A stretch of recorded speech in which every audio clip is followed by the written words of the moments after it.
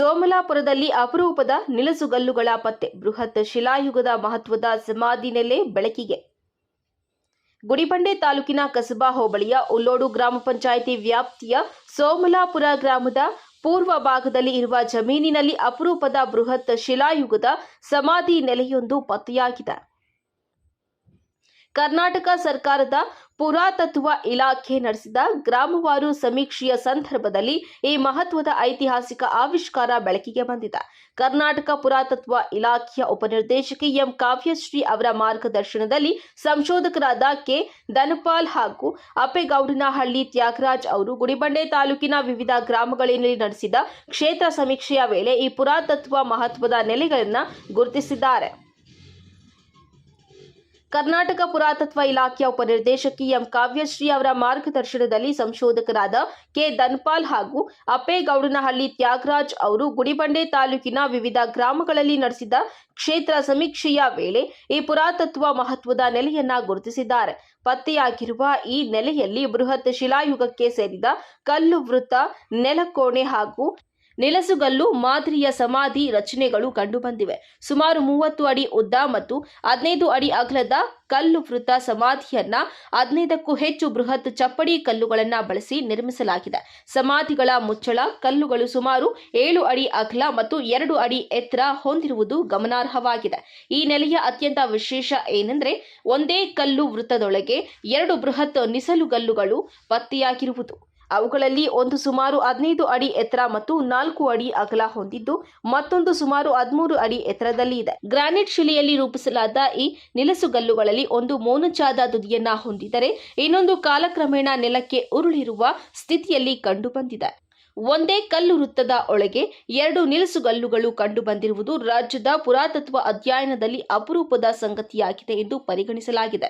ಇದೇ ಮಾದರಿಯ ಕಲ್ಲು ವೃತ್ತ ಸಮಾಧಿಯೊಂದಿಗೆ ನಿಲಸುಗಲ್ಲುಗಳನ್ನು ತುಮಕೂರು ಜಿಲ್ಲೆಯ ಮಧುಗಿರಿ ತಾಲೂಕಿನ ಕತ್ತಿರಾಜನಹಳ್ಳಿಯಲ್ಲಿಯೂ ಸಹ ಹಾಗೂ ರಾಜ್ಯದ ಕೆಲವು ಸ್ಥಳಗಳಲ್ಲಿ ಗುರುತಿಸಲಾಗಿದೆ. ಪುರಾತತ್ವ ತಜ್ಞರಾದ ಡಾಕ್ಟರ್ ಕೆ.ಬಿ. ಶಿವತಾರಕ್ ಅವರ ಪ್ರಕಾರ ಕರ್ನಾಟಕ ರಾಜ್ಯದಲ್ಲಿ ಇದುವರೆಗೂ 320ಕ್ಕೂ ಹೆಚ್ಚು ನಿಲಸುಗಲ್ಲು ನೆಲೆಗಳನ್ನು ದಾಖಲಿಸಲಾಗಿದೆ. ಇವುಗಳಲ್ಲಿ ಕೆಲವು ಸ್ಥಳಗಳಲ್ಲಿ ಒಂದೇ ನಿಲಸುಗಲ್ಲು ಕಂಡುಬಂದರೆ ಇನ್ನೂ ಕೆಲವು ನೆಲೆಗಳಲ್ಲಿ ಹೆಚ್ಚಿನ ಸಂಖ್ಯೆಯಲ್ಲಿ ನಿಲಸುಗಲ್ಲುಗಳು ಪತ್ತೆಯಾಗಿವೆ ಎಂದು ಹೇಳಿದ್ದಾರೆ. ವರದಿ ಸತೀಶ್ ಬಾಬು, ನಂದಿ ಟಿವಿ, ಗುಡಿಬಂಡೆ. ಸಮಾಧಿಗಳು ಇಲ್ಲಿದೆ. ಆಗ ಇಲ್ಲಿ ಒಂದು ಜನ ವಸತಿ ಇತ್ತು, ಜನಗಳು ನೆಲೆಸಿದ್ರು ಇಲ್ಲಿ. ಆ ಜನಗಳಿಗೆ ಯಾವುದೋ ಒಂದು ಕಾಯಿಲೆ ಕಸ ಬಂದಾಗ ಅನೇಕರು ಸತ್ತಾಗ ಅವ್ರನ್ನ ಇಲ್ಲಿ ಎಲ್ಲನೂ ಸಮಾಧಿಗಳು ಮಾಡಿದ್ದಾರೆ. ಅದಕ್ಕೆ ಕಲ್ಲು ವೃತ್ತಗಳು ಅಂತ ಕರೀತಾರೆ.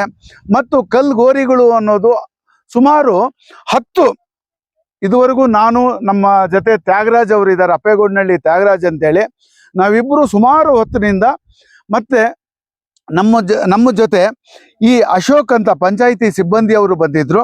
ಮತ್ತೆ ನಮಗೆ ಪೂರ್ಣ ಸಹಕಾರ ಕೊಟ್ಟಿದ್ದು ಈ ಪಂಚಾಯಿತಿಯ ಈ PDO ಆಗಿರುವ ಶ್ರೀನಿವಾಸ್ ವಿ ಅಂತೇಳಿ ಅವರು PDO ಅವರು ತುಂಬ ಸಹಕಾರ ಕೊಟ್ಟು ನಮಗೆ ಇದನ್ನೆಲ್ಲ ತೋರಿಸ್ಕೊಡೋದಕ್ಕೆ ಅವರು ಸಿಬ್ಬಂದಿನ ಕಳಿಸಿದ್ರು.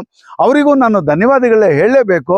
ಅವರ ಒಂದು ಸಹಕಾರದಲ್ಲಿ ಇಲ್ಲಿ ಬಂದು ನೋಡಿದಾಗ ಸುಮಾರು 10 ಕಲ್ಲು ಗೋರಿಗಳು ಇದೆ, ಕಲ್ಲು ಸಮಾಧಿಗಳು. ಅದಕ್ಕೆ ಮುಚ್ಚಿರುವಂಥ ಕಲ್ಲುಗಳು ಇಲ್ಲಿ ಬಿದ್ದಿವೆ ಇಲ್ಲಿ. ಮತ್ತೆ ಈ ಜಾಗದಲ್ಲಿ ಅವ್ರಿಗೆ ಒಂದು ಗುರುತು ಸಿಗಬೇಕು ಅಂತ ಇಲ್ಲಿ ನಿಲುವುಗಲ್ಲು ಅಥವಾ ನಿಲಸುಗಲ್ಲನ್ನ ಒಂದು ಇಟ್ಟಿದ್ದಾರೆ. ಸುಮಾರು 13-14 ಅಡಿ ಎತ್ತರ ಇದೆ ಇದು. ಇಲ್ಲಿ ಈ ಗುಡಿಬಂಡೆ ತಾಲೂಕು ಸುಮಾರು 4-5 ಸಾವಿರ ವರ್ಷಗಳ ಹಿಂದೆನೆ ಜನವಸತಿ ಇಲ್ಲಿತ್ತು ಅನ್ನೋದಕ್ಕೆ ಇದು ಒಂದು ಆಧಾರವಾಗಿ ನಮ್ಗೆ ಸಿಗುತ್ತೆ. ಮತ್ತೆ ನನ್ನ ಜೊತೆ ಇಲ್ಲಿ ಬಂದಿರುವಂಥ, ನಿಮ್ಮ ಹೆಸರು? ವೆಂಕಟೇಶ್ ಅವರು ಬಂದಿದ್ದಾರೆ. ಅವ್ರಿಗೂ ನಮಗೆ ಇಲ್ಲಿ ಸಹಕಾರ ಕೊಟ್ಟಿದ್ದಾರೆ. ನೀ ಪೇರಿಮೆ ಶ್ರೀನಿವಾಸ್ ಅನ್ನೋರು ನಮ್ಮ ಜೊತೆ ಬಂದಿದ್ದಾರೆ. ಈ ಗ್ರಾಮಸ್ಥರೆಲ್ಲ ಬಂದು ನಮಗೆ ಇದನ್ನ ಶೋಧನೆ ಮಾಡೋದಕ್ಕೆ ತುಂಬ ಸಹಕಾರ ಕೊಟ್ಟಿದ್ದಾರೆ. ನಮಗೆ ಈ ಚಿಕ್ಕಬಳ್ಳಾಪುರ ಜಿಲ್ಲೆಯಲ್ಲಿ ಅನೇಕ ಈ ಥರ ಸಮಾಧಿಗಳು ಸಿಕ್ಕಿದೆ, ಕಲ್ವೃತ್ತಗಳು ಸಿಕ್ಕಿದೆ. ಅದರಲ್ಲಿ ಈಗ ಹೊಸದಾಗಿ ಇದು ಒಂದು ಸೇರ್ಪಡೆ ಆಗ್ತಾ ಇದೆ. ಇದನ್ನ ನಾವು ಪುರಾತತ್ವ ಇಲಾಖೆ ಗ್ರಾಮವಾರು ಸರ್ವೆಯಲ್ಲಿ ಇದು ಒಂದು ಶೋಧನೆ ಆಯಿತು. ಇದನ್ನ ನಾನು ಅವರಿಗೆ ಲಿಖಿತ ರೂಪದಲ್ಲಿ ಎಲ್ಲ ಬರೆದು ಕೊಡ್ತೀನಿ. ಎಲ್ಲರಿಗೂ ಧನ್ಯವಾದಗಳು.